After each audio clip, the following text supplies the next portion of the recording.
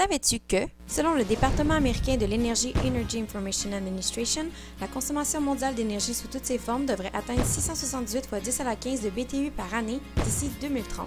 La conversion de cette valeur en kWh équivaut à 198,7218 fois 10 à la 12 kWh pour une année. Faisons un calcul hypothétique. En supposant qu'il y a 70% de jours d'ensoleillement moyen par an avec une moyenne de 8 heures de lumière par jour et qu'on utilise des panneaux solaires de 1,5 m² de 400 watts de puissance, on obtient une capacité annuelle de 545,067 kWh par mètre carré. En divisant la demande annuelle mondiale par la valeur qu'on vient tout juste de calculer, nous arrivons à 364 582 km², soit pratiquement équivalent à la superficie de l'Allemagne.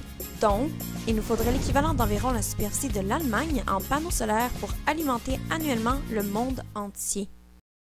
Allons maintenant rencontrer Vincent Aimé qui nous parlera davantage du plus gros parc solaire dédié à la recherche appliquée au Canada, ici même à l'Université de Sherbrooke.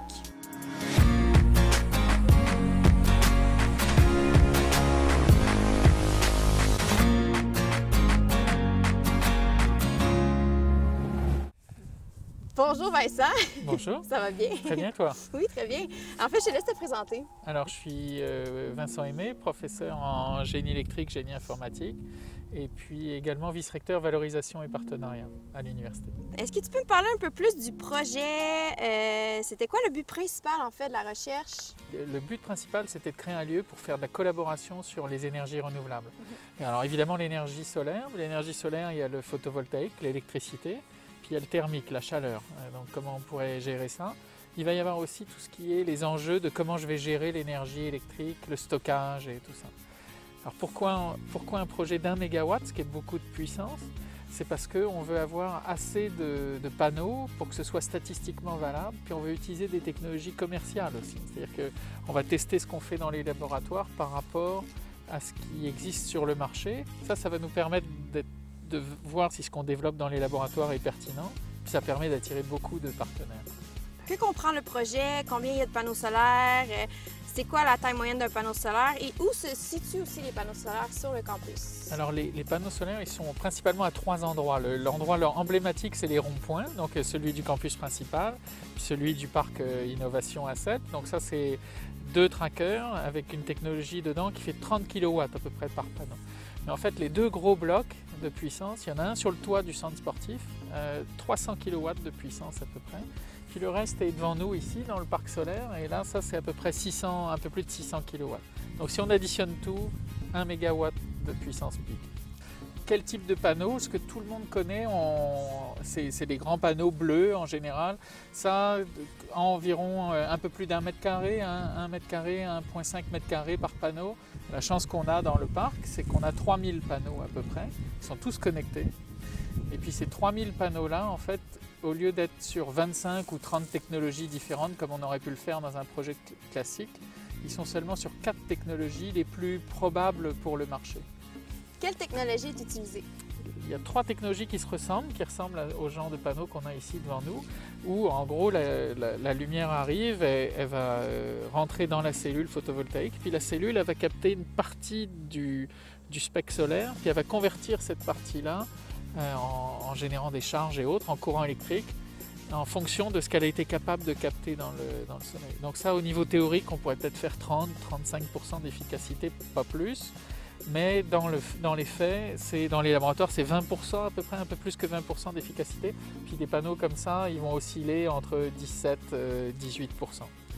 Et puis ça, on a 3 technologies de ce type-là, donc des panneaux qui ont un matériau pas trop cher qui s'appelle le polysilicium, un peu moins performant mais moins cher. Une technologie un petit peu plus performante qui s'appelle des panneaux en silicium monocristallin, donc c'est la qualité du matériau est meilleure. Puis une autre technologie intéressante, c'est puisqu'on a une cellule qui va capter le soleil, est-ce que ma cellule, je pourrais aussi capter la lumière qui revient en arrière? Aujourd'hui, c'est une journée excellente pour ça. On voit le soleil, la réflexion sur la neige, il y a beaucoup de lumière qui remonte.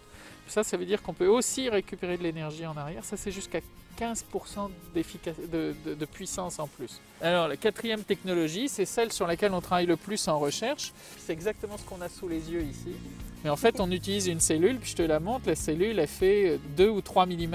Et là, ce qui est intéressant, c'est qu'au lieu d'utiliser des matériaux qui valent très cher, on en utilise très peu, elles sont toutes petites. Puis on va utiliser des lentilles qui ressemblent en gros à une optique de phare de voiture à peu près. C'est le même genre de technologie. Là, ce qu'on va voir, c'est que puisqu'on a un soleil super aujourd'hui, je vais mettre le système au foyer. Puis là, on voit les points de lumière qui apparaissent et que je vais aller mettre sur les cellules. Et si je fais ça, 35-40% de l'énergie qui arrive qui ressort en électricité. C'est vraiment excellent comme taux de conversion. Il y a beaucoup d'ingénierie en arrière de ça. Pas juste le matériau lui-même, mais comment on va gérer la chaleur, comment on va ressortir le courant. Dans les cellules qu'on fabrique, il y a des cellules qui vont sortir 30 ampères pour une cellule qui est plus petite que la taille de mon ongle. Puis de quelle façon serait utilisée cette énergie? On va l'injecter un peu dans le campus principal, mais surtout dans le réseau électrique d'Hydro-Sherbrooke. Puis il y a des choses qu'on va pouvoir faire à Sherbrooke qu'on n'aurait pas pu faire ailleurs au Québec. Donc on va injecter la puissance dans le réseau, ce qui fait que nos partenaires qui vont vouloir tester des panneaux, des batteries, d'autres solutions de stockage, s'ils viennent travailler ici, non seulement ils travaillent avec l'université, mais ils travaillent avec le réseau électrique d'une ville. Ça, c'est très, très intéressant. Au niveau des centrales solaires thermiques, peux-tu nous en parler un petit peu? Puis ça serait quoi leur fonction? Et en fait, faire de l'électricité, comme j'expliquais tout à l'heure, ça prend des procédés complexes, des matériaux complexes. Mais faire de la chaleur, c'est plus facile. La question, c'est qu'est-ce que je fais de la chaleur? Et donc, qu'est-ce qu'on fait? Soit j'utilise la chaleur pour, par exemple, faire de l'eau chaude, pour un réseau de vapeur ou des choses comme ça. C'est exactement ce qu'on va faire sur le campus principal. Il va y avoir une centrale thermique sur le toit de la centrale d'énergie. Et donc, quand il y aura du soleil, tous les watts qui vont rentrer en chaleur, c'est du gaz qu'on n'ira pas brûler pour faire de la chaleur. On va avoir un autre système thermique ici, juste à côté de là où on est, à côté des petites cabanes blanches, où là, on va faire du stockage de chaleur. Parce qu'en fait, le vrai enjeu de l'énergie renouvelable, c'est le stockage. Comment est-ce que je vais produire de l'énergie 24 heures sur 24? On va mettre des turbines qui sont capables de transformer la chaleur en électricité. C'est-à-dire pendant la nuit, on va faire de l'électricité avec la chaleur du soleil qui a été captée dans la journée. Quels seront les avantages économiques et écologiques de ce projet?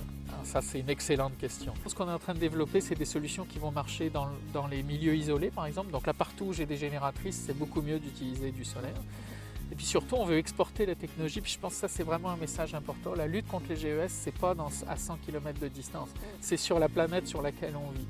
Donc si on développe ici des technologies qui vont être utilisées ailleurs sur la planète, et comme elles seront beaucoup plus performantes et autres, elles vont limiter les gaz à effet de serre ailleurs, alors là, ça va non seulement être excellent pour la planète, mais en plus, ça va créer des emplois de développement économique ici et dans les endroits où on va aller l'installer. Est-ce que tu envisages avoir besoin de stagiaires ou d'étudiants pour t'aider pour la poursuite du projet? Alors là, ça c'est une super question. Puis la réponse c'est bienvenue à tous. On a un heureux problème, c'est qu'il y a tellement d'opportunités qu'on cherche des étudiants de tous les cycles, des stagiaires, des maîtrises, des doctorats, des postdocs.